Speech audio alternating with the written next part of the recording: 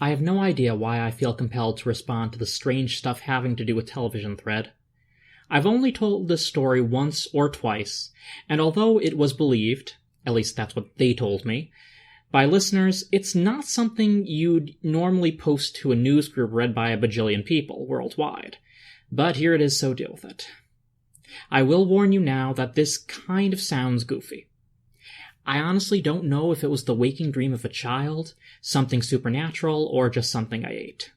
I leave it to you, gentle readers, to decide. But when I think about it, even all these years later, for some reason it just rings true. I don't know why. Maybe with luck, I'll never find out. My strange and terrifying television experience. Okay, here's the scoop. Yes, we newspaper types really do say that. Long ago, when I was about 4 or 5, I stayed over at my grandparents' house for the night. My mom stayed over with me because Dad was out of town on business. Granny and Granddad quite enjoyed their television programs, and had a set in each of the 2 bedrooms of the house as well as the living room. I was still stupid enough to believe TV's flickering mind-sucking images were pretty neat, so I was in heaven. Night came on softly, as it only can when you feel safety and warmth around you. With one of Granny's home-cooked meals in my stomach, I had begun to feel the need for slumber. So we all piled into the monstrous king-size bed in Granny and Granddad's master bedroom, and soon we were all snoring blissfully. I woke up in the night and sat upright, looking around. Something had disturbed my slumber. Granddad was still snoring rhythmically, and Granny looked like she hadn't budged an inch, so I sat back and prepared to visit the realm of dream once more. Then, the television turned itself on. Now, I'm only 22 years old, but this was in the days when remote controls were the providence of the wealthy and debased. Granny and Granddad did not fit into any of those 2 categories. To see a television turn itself on was an interesting thing. I sat up again to see what would come on. At that time, the TV in my grandparents' bedroom was a black and white. I watched the white dot that had formed in the middle expand to the full screen, but only the static of a dead channel appeared. Then, images began to appear. I couldn't really describe them. They were sort of shadowy things at first, but they seemed to be, well, for lack of a better term, scoping me out.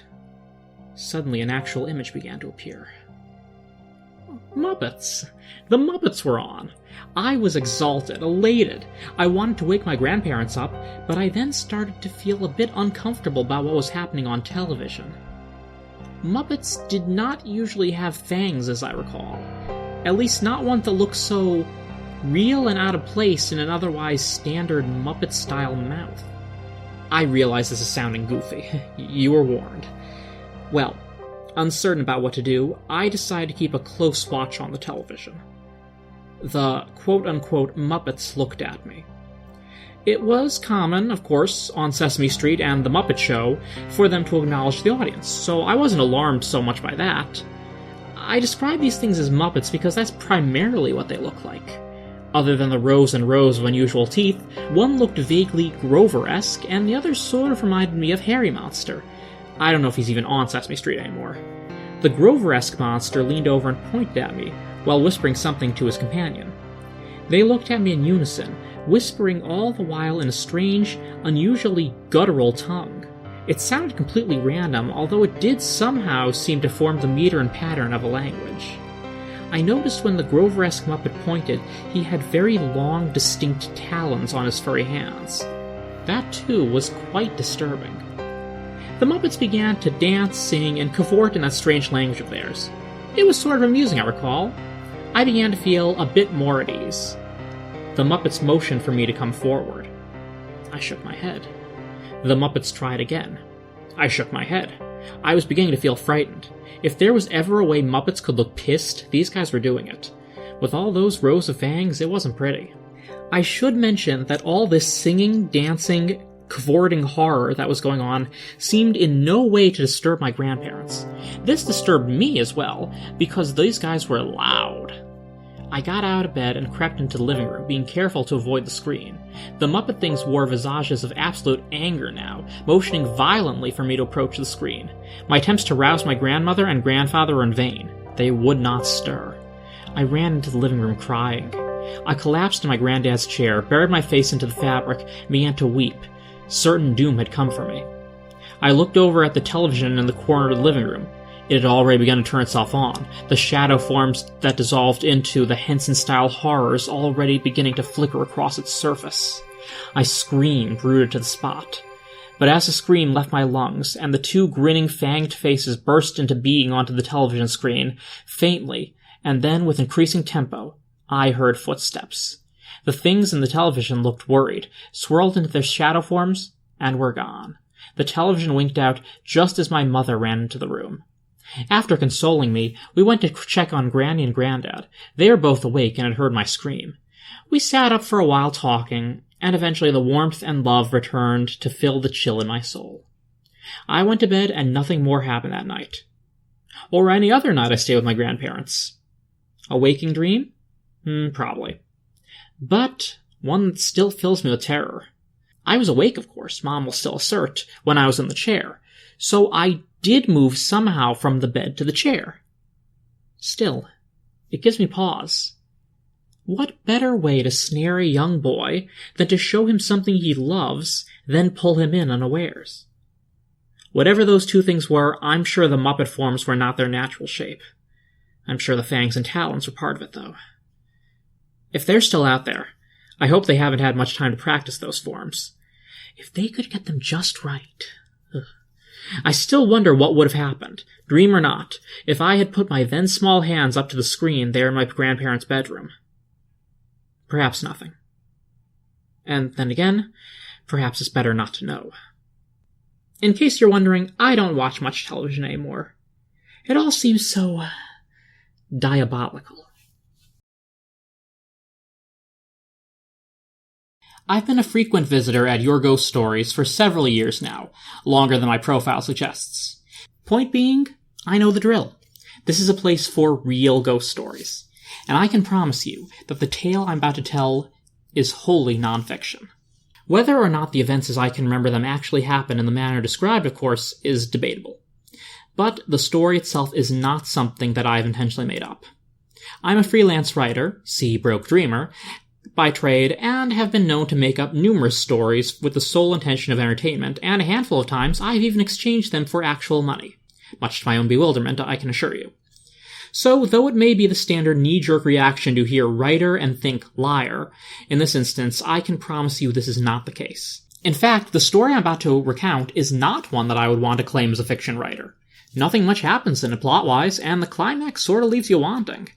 Still, it's probably the single scariest thing that has ever happened to me, and arguably the one experience of my childhood that has affected me more than any other. New Orleans, 1991. The first time that I encountered something supernatural, I was about 7 years old and faking sick, so I could stay home from school because this kid who had been picking on me during recess. So there I am, faux sick, and lounging on the couch in my grandparents' living room when the sound of my grandmother coming down the stairs filters in from the foyer. I quickly close my eyes, getting into character. I hear my grandmother enter the den and shuffle around for a moment, gathering her things. The jingle of keys, the snap of a wallet. After a few more moments of shuffling, I hear the side door attached to the rec room shut, and then a car starting outside. I wait a few beats just to be safe, and then open my eyes. Creak. The sound comes from the attached rec room I just mentioned, which is actually an add-on my grandfather had converted from a 2-car garage. The room is fully equipped with a wraparound sofa, a stocked bar, a closet full of G.I. Joes, and a large state-of-the-art stereo system circa 1991. 5 CDs and a large rotating frisbee? What decadent madness is this? Ahem. Though right now my focus is on the toy closet.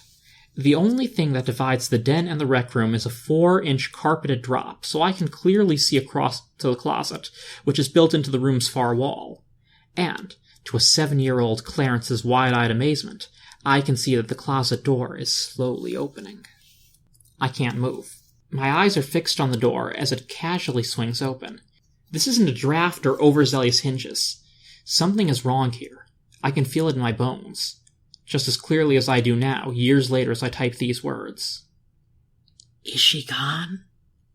The voice is a distinct whisper, clear and yet somehow not right.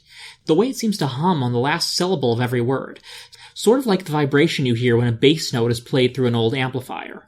I can still hear that voice as clear as day in my memory. I wish I couldn't, but I can. The first one leans out. He's shorter than the doorknob and looks, for a lack of a less ridiculous reference, like a humanoid Muppet from the American children's show Sesame Street. A fuzzy light pink skin with a shiny black nose, big cartoonish eyes, and a tuft of troll doll-like hair atop his football-shaped head. The only difference is this little guy isn't being puppeted by anyone, and his legs are clearly visible. 7-year-old me is so fascinated by this aspect that I'm suddenly overwhelmed by the desire to get closer, to get a better look at this puppet person. My fear takes a back seat to my childish curiosity as I begin to sit up. Then comes the grunt. What seems to be an affirmative response to the first puppet's question, this new voice brings me to a halt. If there was something vaguely creepy about the first one's tone, then this second one's voice is downright disturbing. People don't sound like that. Make the uh-huh sound without opening your mouth. Did it sort of sound like, mm-hmm? Now imagine that sound, but louder and with a bass-like hum to it. The first puppet exits the closet, followed by his near-identical companion. The two of them are only visible for a moment as they hurry behind the rec room's wraparound sofa. Once again, my fear subsides, giving way to my curiosity. Trying my best not to make a sound, I slip down off the dense sofa and slowly crawl across the rec room. The first puppet is now apparently bending over something behind the rec room sofa, and his little denim rear end, they're both wearing faded gray denim overalls, is now poking out from behind the wraparound couch. I make my way across the rec room, still on my hands and knees, following the long end of the wraparound sofa over to where I could see the first puppet's butt poking out. I'm inches away when I finally stop crawling, afraid to get any closer. I can't even bring myself to poke my head around the bend in the sofa. So, instead, I simply reach out and place a hand on the puppet's back, saying in a timid whisper, "Hey." The thing instantly whirls around, its big puppet eyes now glaring at me as I retract my hand. It leans around the corner of the sofa, bringing us face to face, and I open my mouth to say something, though I'm not sure what it would have been. Then the puppet darts out a hand and pinches my arm, hard. Harder than I've ever been pinched before or since. Hard enough to break the skin of my forearm and evidently cause a small scab to form.